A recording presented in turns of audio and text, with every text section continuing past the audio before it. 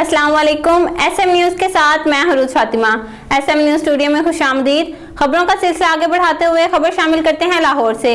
SP सदर हफीजुर रहमान की क़ियादत में नाजायज असला और शराब फरोशों के खिलाफ भरपूर क्रैकडाउन जारी।